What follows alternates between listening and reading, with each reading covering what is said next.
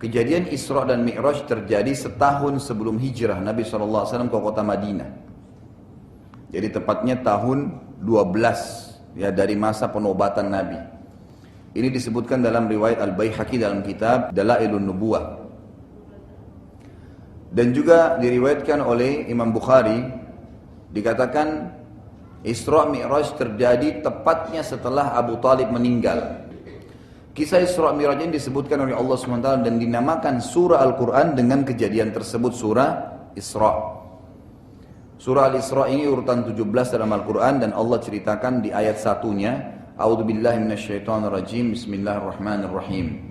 Subhanalladzi asra bi'abdihi laylan minal masjidil harami ilal masjidil aqsa alladzi barakna hawlahu linuriyahu min ayatina innahu huwas sami'ul basir. Maha suci Allah yang telah memperjalankan hambanya pada suatu malam dari Al-Masjidil Haram ke Masjidil Aqsa yang telah kami berkahi sekelilingnya agar kami perlihatkan kepadanya sebagian dari tanda-tanda kebesaran kami. Perhatikan terjemahannya ya.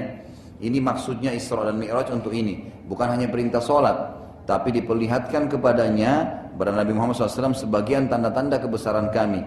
Sesungguhnya Dia Allah adalah zat yang maha mendengar lagi maha mengetahui. Masjidil Haram adalah masjid haram di Mekah. Dan Masjidil Aqsa adalah masjid yang ada di Palestina. Pada saat akan terjadi Isra dan Mi'raj, pada malam itu terjadi pembelahan dada Nabi SAW yang kedua kalinya. Yang pertama kali masih ingat kapan? Pembelahan dada? Waktu umur beliau 6 tahun. Waktu beliau masih tinggal bersama dengan Halimah Sa'diyah di padang pasir.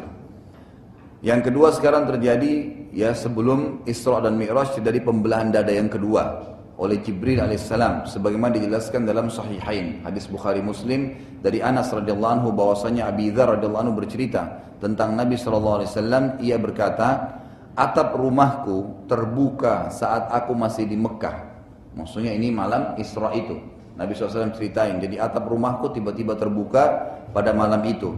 Lalu Jibril turun dan membelah dadaku, lalu mencucinya dengan air Zam-Zam. Kemudian Jibril alaihissalam mendatangkan sebuah piring dari emas yang penuh dengan hikmah dan iman dan menuangkannya pada dadaku lalu menutupnya kembali. Kemudian Jibril memegang tanganku dan membawaku naik ke langit. Saat tiba di langit pertama, Jibril berkata pada penjaganya, bukalah. Penjaga tersebut, penjaga langit dari malaikat berkata, siapa kamu? Jibril menjawab, aku Jibril. Penjaga berkata, apakah engkau bersama orang lain? Jibril menjawab, iya, Muhammad. Penjaga tersebut dari malaikat berkata, apakah ia telah diizinkan untuk lewat? Kata Jibril alaihissalam, iya. Maka bukalah.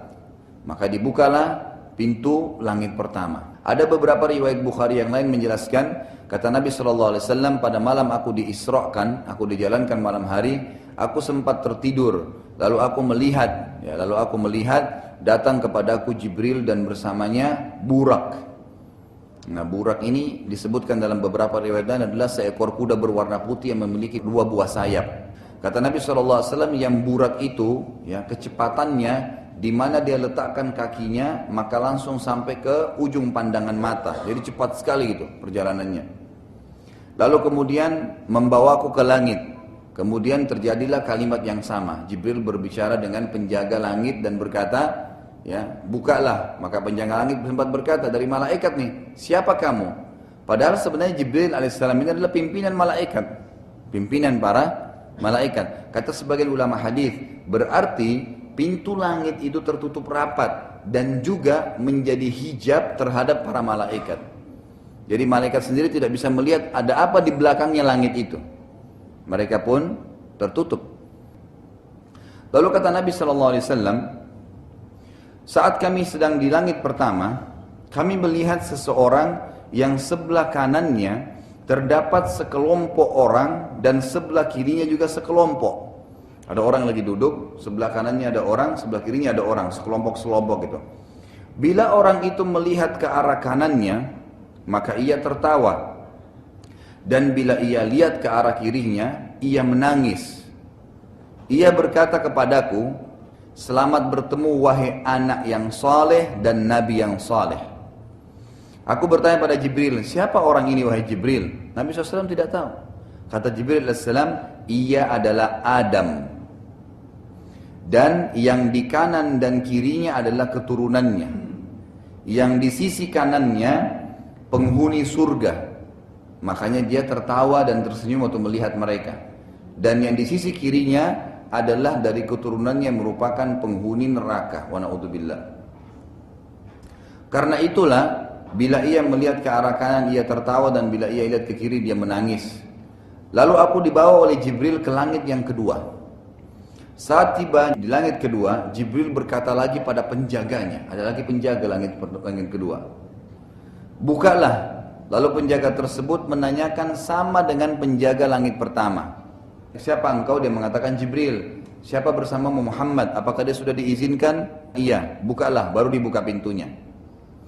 Riwayat Bukhari lain menjelaskan juga bahwasanya Nabi SAW bersabda, saat saya sedang di Masjidil Haram, Jibril AS datang kepada saya lalu membawa saya dengan burak atau hewan antara kuda dan keledai dan membawa saya ke Masjid Aqsa. Kalau tadi kan riwayat pertama itu langsung ke langit. Nah ini riwayat yang kedua menjelaskan ke Masjid Aqsa. Maka Nabi SAW pun lalu masuk dalam masjid dan ternyata di dalamnya berkumpul seluruh Nabi. Lalu beliau SAW sholat dan mengimami mereka. Bagaimana? Allahu alam. Kita nggak tahu. Jadi ini jelas alam ruh ya. Karena semua Nabi-Nabi dan Rasul itu dihadirkan oleh Allah SWT di Masjid Aqsa waktu itu dan Nabi SAW sholat mengimami mereka. Juga tidak dijelaskan tentang sholat apa itu. Disebutkan juga dalam ringkasan riwayat, burak mempunyai kecepatan dengan meletakkan sekali kakinya maka langsung sampai ke tujuan. Juga bisa dibayangkan bagaimana kemuliaan Masjid Aqsa pada saat itu, sampai semua Nabi alaihimussalam kumpul dan sholat berjamaah dan dipimpin oleh manusia yang terbaik Nabi kita Muhammad sallallahu alaihi wasallam. Lalu Jibril alaihissalam datang dan membawa 2 buah gelas pada saat itu ya. Yang satu berisi susu dan yang lainnya berisi khamar. Lalu Nabi SAW disuruh pilih, yang mana kau pilih wahai Muhammad? Nabi SAW mengatakan, maka aku pun memilih susu. Dan Jibril berkata, engkau telah memilih dengan benar, maka engkau dan umatmu mendapatkan petunjuk. Lalu saya dimi'rajkan ke langit. Sebagaimana ya ada juga di dalam bahasa Arab, mi'raj itu bisa berarti sebuah tangga yang dinaikin. Orang kalau naik ke atas pakai tangga namanya mi'raj. Nabi SAW mi'raj ke langit ya, menaiki sebuah tangga terbuat dari cahaya. Sekejap saja Nabi SAW dengan Jibril SAW sampai ke langit bumi atau langit pertama. Lalu Jibril SAW mengetuk pintu langit pertama. Malaikat penjaga langit pertama bertanya siapa? Jibril SAW berkata saya Jibril. Malaikat penjaga berkata siapa bersamamu? Jibril berkata alaihissalam Muhammad. Malaikat penjaga berkata saya tidak diizinkan kecuali untuknya. Ini riwayat lain ya, riwayat Bukhari. Jadi tadi pertama mengatakan apakah dia sudah diizinkan, tapi riwayat kedua mengatakan saya tidak diizinkan mengizinkan manusia masuk ke sini kecuali dia, Muhammad saja. Malaikat penjaga berkata, saya tidak diizinkan kecuali untuknya. Lalu Nabi SAW naik dan pada langit pertama beliau melihat SAW seseorang yang sangat besar dan tinggi badannya mencapai 60 siku ke langit. Kalau 60 siku ini kurang lebih 27,5 meter. Tingginya ke langit, kayak raksasa gitu kan. Setiap kali dia lihat ke sebelah kanannya maka ia tersenyum dan setiap kali lihat ke sebelah kirinya ia menangis.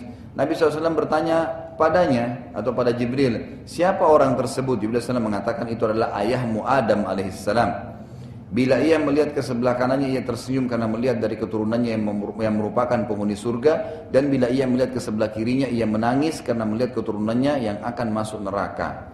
Saat bertemu dengan Adam alaihissalam maka Nabi Adam alaihissalam berkata, selamat datang wahai anak yang saleh.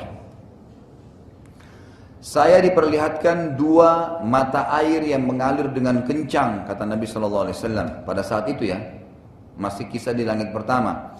Saya bertanya pada Jibril SAW, apa itu? Jibril berkata itu adalah sumber mata air Nil dan Furat. Nah ini kalau sungai Nil ada di Mesir, kalau Furat ada di Turki. Lalu kata Nabi SAW, saya juga diperlihatkan orang-orang yang berenang di lautan darah.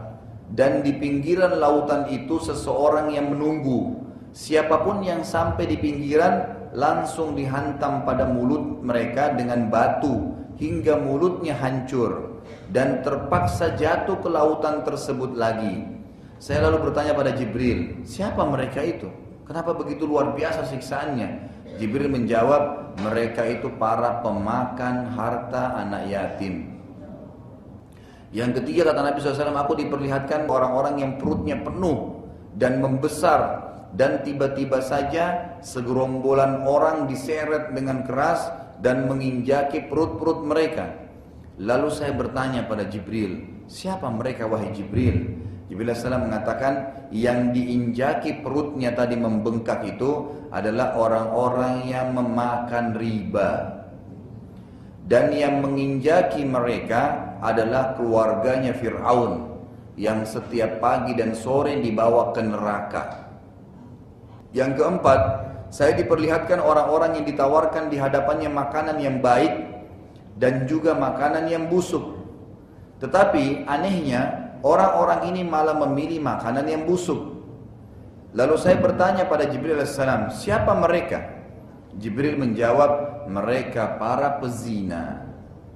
Ini kenapa? Karena mereka pada saat di dunia disodorkan cara hubungan biologis yang halal, mereka pilih yang haram. Maka mereka tidak memilih makanan yang baik. Lalu kata Nabi SAW selanjutnya, lalu saya naik ke langit kedua.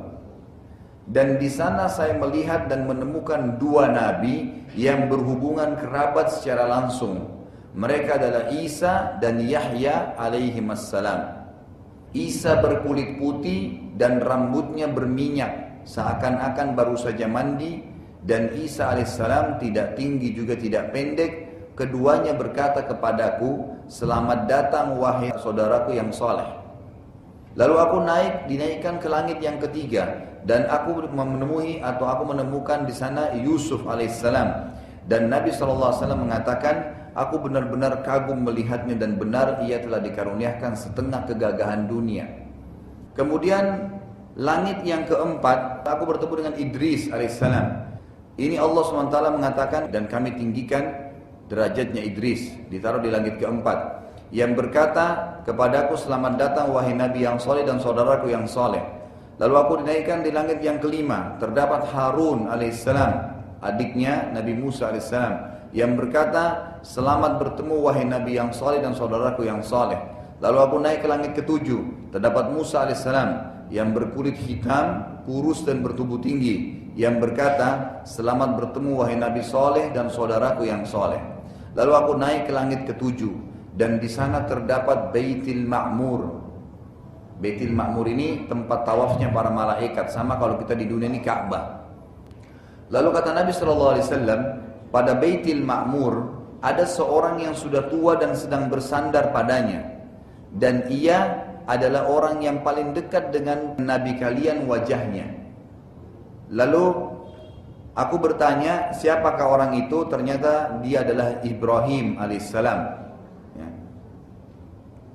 Dan Ibrahim alaihissalam berkata, selamat datang wahai anakku yang saleh. Lalu saya bersama Jibril alaihissalam sampai ke Sidratil Muntaha. Yang Sidratil Muntaha itu tidak bisa lagi digambarkan indahnya, karena penuh dengan daun-daun sebesar kuping gajah dan dipenuhi dengan perhiasan. Pada saat itu Jibril alaihissalam berubah menjadi poster aslinya malaikat. Jadi tadi waktu datang masih seperti manusia. Sampai ke langit ketujuh, barulah Jibril alaihissalam kembali sebagai poster malaikat. Ini Allah ceritakan dalam surah An-Najm, urutan 53 ayat 13 sampai 18. Dan sesungguhnya Muhammad telah melihat Jibril itu dalam rupa yang aslinya pada waktu yang lain. Ayat 13, ayat 14-nya yaitu di Sidratil Muntaha. Apa itu Sidratil Muntaha? Adalah tempat tertinggi di atas langit ketujuh. Ya. Ayat ke-15, di dekatnya Sidratil Muntaha itu ada surga tempat tinggal. Kemudian ayat ke-16, Muhammad telah melihat Jibril ketika Sidratul Muntaha diliputi oleh sesuatu yang meliputinya. Artinya kelihatan keindahannya. Kata Nabi SAW, saya tidak bisa menggambarkan indahnya karena luar biasanya gitu. Lalu ayat 17, penglihatannya Muhammad tidak berpaling dari yang dilihatnya itu dan tidak pula melampauinya. Artinya terkagum-kagum melihat keadaan Sidratul Muntaha dan juga melihat Jibril dengan poster aslinya sebagai malaikat. Kemudian di ayat 18 dikatakan, sesungguhnya dia Muhammad telah melihat sebagian tanda-tanda kekuasaan Tuhannya yang paling besar. Maksudnya melihat 7 lapis langit, penghuninya dari malaikat, ruh para nabi-nabi gitu kan, Baitul Ma'mur di sana, Sidratul Muntaha dan seterusnya. Saat itu Jibril AS tidak melanjutkan perjalanan dengan Nabi SAW dan Jibril AS berkata, saya hanya diperintahkan sampai di sini.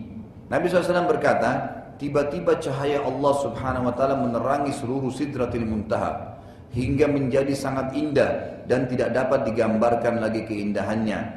Dan Nabi SAW diajak berbicara oleh Allah Subhanahu Wa Taala tanpa perantara, dan pada saat itu Allah Subhanahu Wa Taala menyampaikan tentang perintah mengerjakan sholat.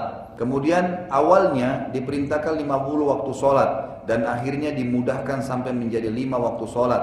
Tapi 5 waktu sholat pahalanya sama dengan 50 waktu sholat. Kisahnya adalah saat Nabi SAW kembali ya, ke langit tertentu yang bertemu dengan Musa AS. Musa AS berkata, apa yang telah dicatatkan Allah untuk umatmu? Kata Nabi SAW, 50 waktu sholat. Kata Musa AS, kembalilah, mintalah kepada Allah agar diringankan karena umatmu yang sangat lemah. Maka Nabi SAW kembali terus meminta. Ada sebagian athar mengatakan, ya, atau riwayat yang sahih, itu Allah SWT kurangi, setiap minta 5 waktu sholat dikurangi. Sampai terakhir, yang Musa AS selalu mengatakan, kembalilah masih berat, kembalilah masih berat. Dan Allah SWT mengatakan, wahai Muhammad, dia adalah 5 waktu sholat, tapi pahalanya adalah 50 waktu sholat. Tetap pahalanya besar, karena kita kan setiap satu pahala dilipat gandakan menjadi 10 kali lipat khusus untuk Muhammad SAW.